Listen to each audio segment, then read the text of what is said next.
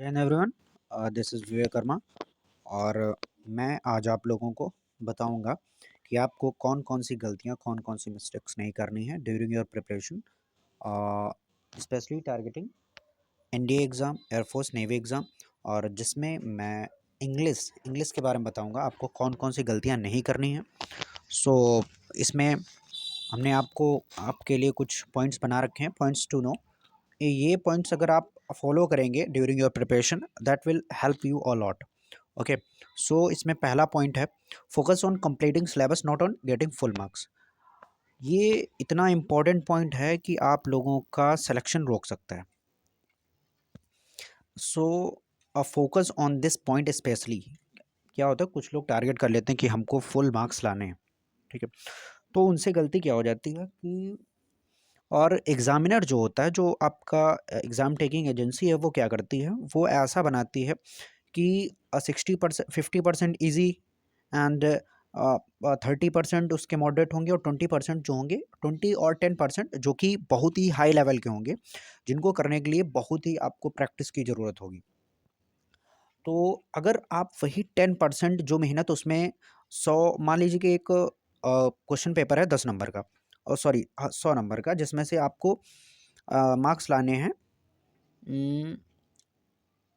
आपने टारगेट किया कि हमको 100 मार्क्स लाने हैं, ठीक है। तो उसमें क्या होगा, आप 80-85 तो ईजिली स्कोर कर रहे हैं। अभी होगा कि आप वो 15 मार्क्स के लिए बहुत ही एफर्ट डालेंगे, और यही 15 मार्क्स की अगर मेहनत आप दूसरे किसी सब्जेक्ट में डालेंगे, और यही 15 मार्क्स आपको इसका 2 टाइम्स और 3 टाइम्स मिल जाएगा, मीन्स 30 to 45 मार्क्स मिल सकते हैं।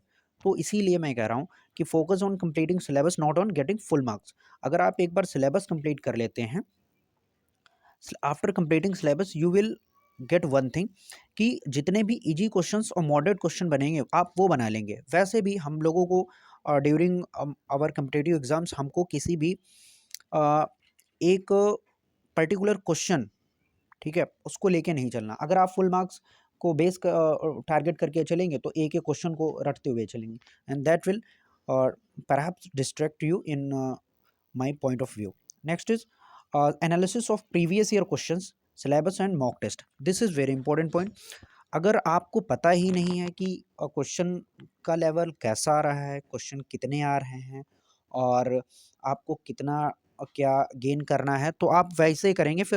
फिर तो आप चलते जा रहे हैं, क्वेश्चंस करते जा रहे हैं, आपको पता ही नहीं है कि ये टॉपिक है या नहीं है। तो प्रीवियस ईयर क्वेश्चन से आपको लेवल पता चलेगा, सिलेबस से आपको कितना करना है वो पता चलेगा, और मॉक टेस्ट से आपकी तैयारी कितनी हुई है वो आपको पता चलेगी।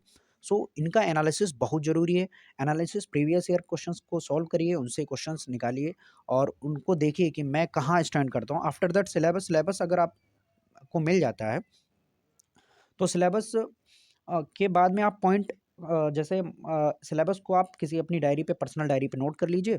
और उसमें क्या होता है, आप एक पॉइंट, एक टॉपिक किया तो उस पे क्रॉस लगा दिया, एक टॉपिक किया क्रॉस। इससे क्या होगा, आपकी स्पीड जो होगी, काम करने की स्पीड, क्योंकि आपको एज अ स्टेज प्ले कर रहे हैं, जैसे गेम में होता है कि स्टेज प्ले करते हैं लोग, तो वैसे ही होगा कि आपको स्टेज 1, स्टेज 2, स्टेज 3 क्रॉस करते हुए चले जाएंगे आप।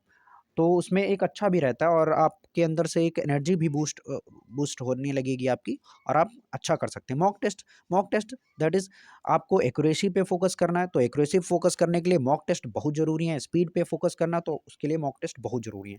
Next is, note down your weak points and revise them properly. अब बात करते हैं पिछले से ही, कि जैसे आपने सिलेबस कवर किया, अब सिलेबस कवर करने से सब कुछ नहीं होता है। यहाँ तक होता है कि 100 में से 70% जो प्रिपरेशन होती है आपकी सिलेबस एक बार कवर करने से हो जाती है।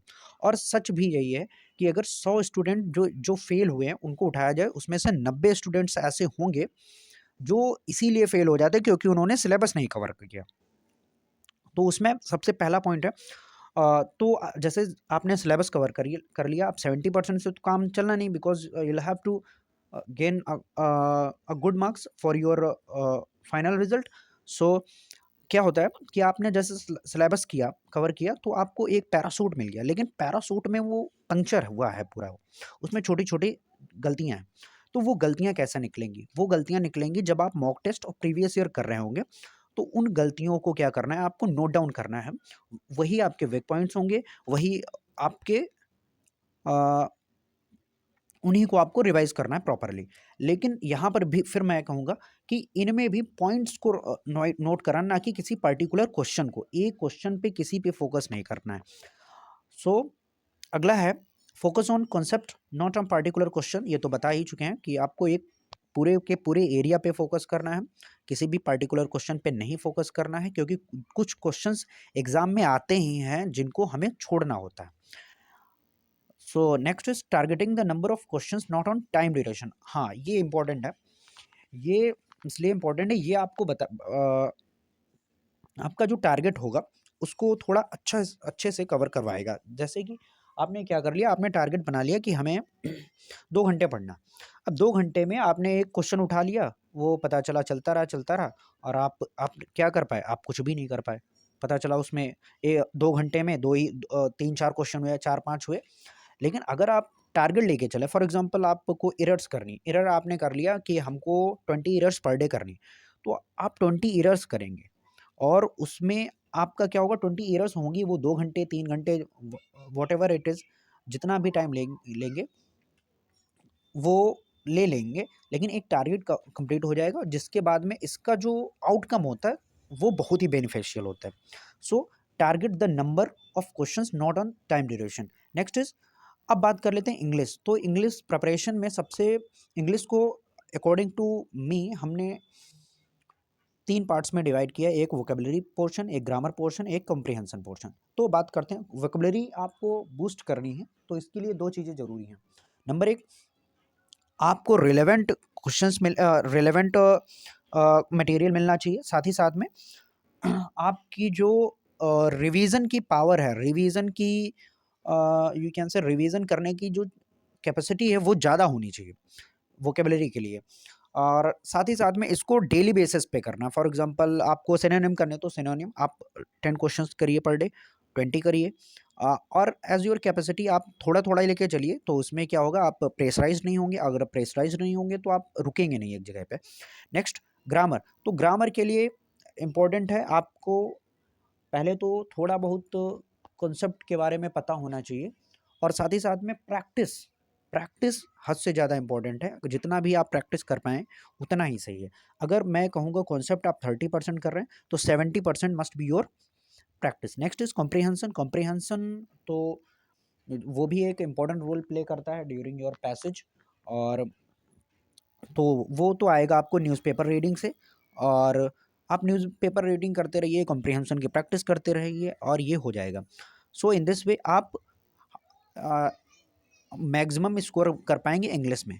तो ये इम्पॉर्टेंट है कि आपको फुल मार्क्स पे फोकस नहीं करना है, आपको फोकस करना है हाउ टू स्कोर मैक्सिमम।